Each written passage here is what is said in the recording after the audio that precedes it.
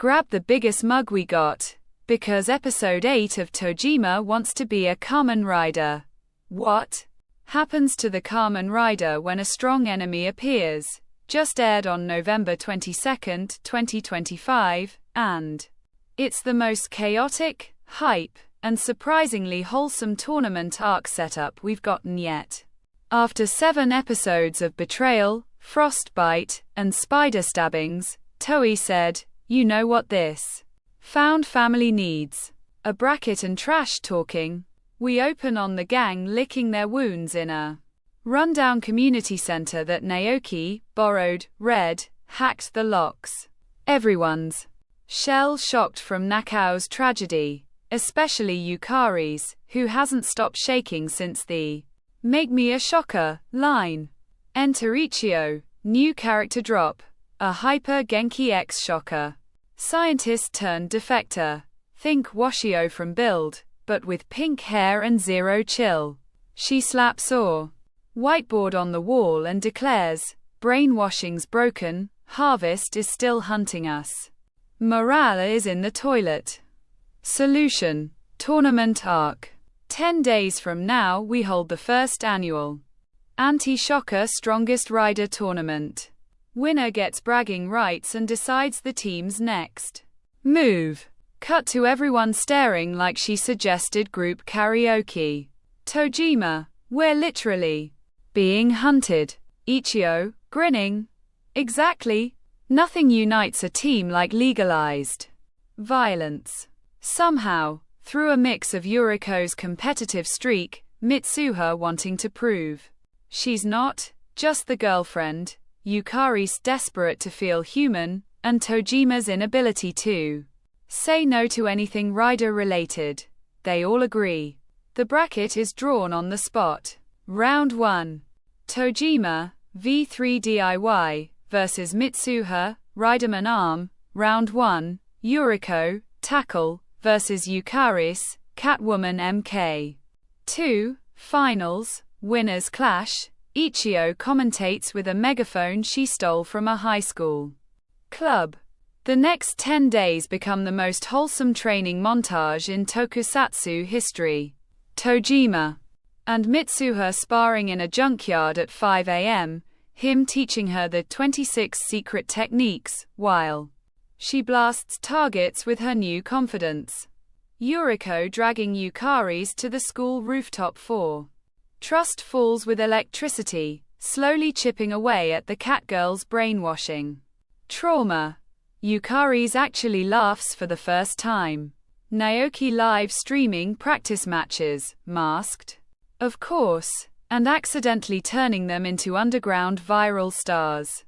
Ichio building ridiculous training gear, a pain simulator, that's literally just a room full of beach balls that explode into confetti when you scream, rider kick. Meanwhile, the B-plot is pure dread. Ex-shocker fighters who've broken their own brainwashing are being hunted across Tokyo. We see quick, brutal cuts, former grunts waking up in alleys, ripping off their helmets, only to get sniped by black masked enforcers with harvest syringes. The threat is creeping closer, and the final shot of the episode is an enforcer watching the gang's viral training clip on a tablet. Zooming in on Yukari's with red crosshairs. Vibe. Shonen tournament hype meets looming execution. Squad. Sweaty palms from both friendship sparring and the knowledge that the bracket might not even finish. It's Hajime no Ippo training energy with a Hunter x Hunter dark cloud overhead. You're laughing at Tojima getting suplexed by a high school girl 1 minute, and clenching your fist the next because you know the enforcers are coming. LIDENFILMS said, "Budget. What budget?"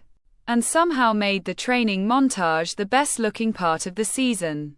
The color palette shifts to warm sunrise oranges and rooftop blues, sweat beads glisten like gems, confetti explosions are rendered with insane particle detail, and every punch has that perfect meaty impact frame we live for. Gushing hard. The character acting is god tier. Yukari's tiny smile when Yuriko calls her partner, instead of Kaijin, Mitsuha's determined tears when her Riderman arm finally overclocks without frying, Tojima's proud dad face when his students surpass him. These are micro-expressions that sell the found family harder than any speech. Ichio's design is instant. Best girl material, wild pink ponytail physics, lab coat flapping like a cape, eyes that actually sparkle when she yells, science. The quick enforcer cuts a shot like horror movie trailers. Desaturated, shaky cam, red laser dots dancing on sleeping ex-grunts. Sound design? Teddy Lloyd drops.